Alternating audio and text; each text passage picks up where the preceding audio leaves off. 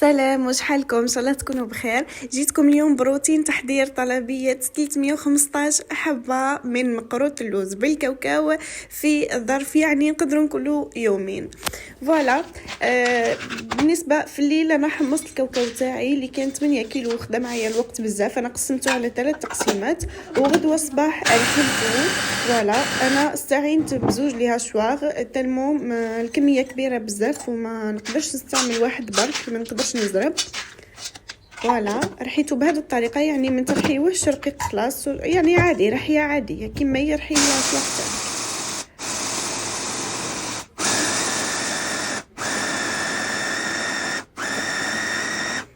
وفي نفس الوقت في نفس الليله يعني حضرت الشربات تاعي لانه ما عنده ما راح يصرالو. شوف بالنسبه لي انا هذه الكميه كفاتني ل 315 حبه، لانه انا كيف الاخر قاعده نزيد له ماء الزهر. هنايا وجدت مبشور ليمون وخلطته مع الكاوكاو تاعي، ولا غطيته وخليته بحكم انا ما عنديش الوقت، يعني مش ضروري انكم تخلوه.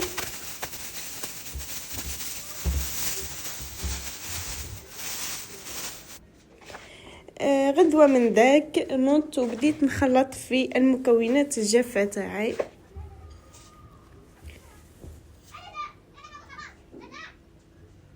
بعدها عاودت ترحيتها. هنايا كي تعاودوا ترحيوا المكونات الجافة لازم ترحيوها حتى تجي قد حبة البربوشة هذه، شغل قبل ما تجي الكيكه في الفايده ملي ما ترحيوهش غبره. انا دي فوا نستعمل البلندر، بصح البلندر دي فوا يغدرني يديره لي غبره ونوليو في حاجه خلاف. هاد لاباطاغوم تحتاجوها، انا خليت لكم الفيديو باش ديروا لها كابتور. وهذو هما المكونات اللي استعملت، من بعد نحط لكم الفيديو بالتفصيل، يعني الوصفه بالتفصيل. هذا مجرد فيديو روتين. فوالا بديت نحضر في المكونات تاعي. نبداو نحطو الزبده ولا بات اغون تاعنا. حطيت انا لاباط اغون تاع ماء الزهر وتاع القارص، ندخلوها مليح في هذاك الخليط. بعدها نبداو نضيفوا البيض.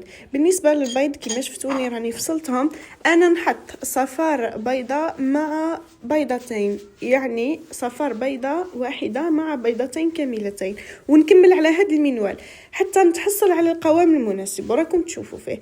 بعد ما خلطته وليت ندخل فيه هكا، هذا السر باش يجيكم مقروط اللوز تاعكم ولا المخبز ولا الدزيريات مع سليم.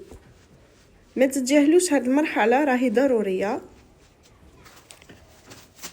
هنايا غطيتها وخليتها باتت ليله كامله. انا يعني هي مش ضروري انا نهار يعود عندي لي كوموند بزاف ولا كنت نخليها ساعتين 3 سوايع حتى بزاف، لانه هذيك المرحله اللي تقعدي تعجنيه بهذيك الطريقه راح تختصر عليك وقت الراحه نتاعو. وبديت نشكل في الكميه اللي عندي.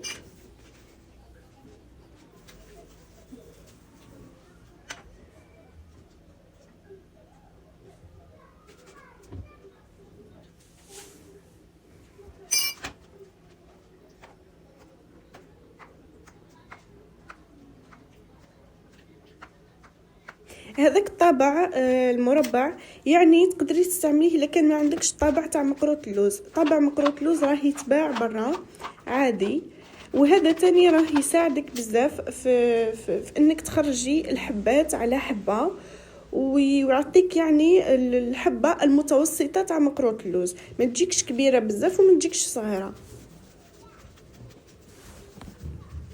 كملت مع باقي الكميه، راكم تشوفوا كميه كبيره. هذا التشكيل خدا معايا ساعتين. اي فوالا حطيت بابي كويسون اللي ضروري في مقروط اللوز وحطيته في لي بلاطو حتى طيبته غدوه، يعني لازم وضروري. هنايا جنسيست، شوفي هنايا قد ما يطول في الفايده قد ما يحكم لك لا فورم تاعو وما يتنفخلكش في الفرن، وكذلك يزيد يتعسل. انا جو بريفير انكم ما تخليوهش يرتاح بزاف كي تخمروه، يعني كي تخلطوا المكونات، لكن في هذه المرحله اللي بعد التشكيل لازم تخليوه يرتاح. يعني كنصيحة. هنايا بعد ما طيبته كامل، وانا نطيبه على درجة حرارة متوسطة، نطيبه من تحت ونزيد له من فوق. بعد ما برد يعني ما يهمش المدة، المهم يكون برد مليح. نبدا نسكر فيه. انا نسكرو بهذه الطريقه، نحط الشربات تاعي اللي يكون مخدوم بالقارص ونزيد له يعني كالكو كويير تاع عده معالق تاع ماء الزهر. انا نحب لاغوم تاع ماء الزهر سورتو في مقروط اللوز نتاع الكاوكاو، يعني قد ما تكثروا له لي زاغوم في الفايده.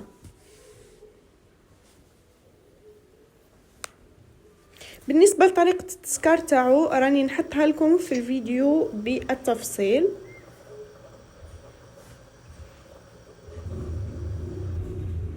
فوالا.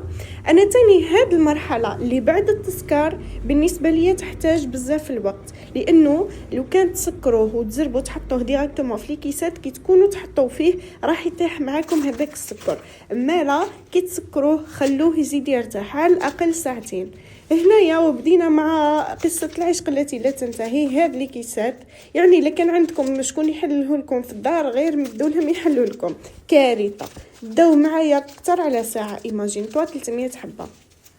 انا حطيت له هنايا لي ناب تاع العسل، لانهم شوف انا نحب نحطهم في المخبز ونحب نحطهم في مقروط اللوز، نحسهم يحافظوا على الرطوبه هذيك وما ينشفلكش.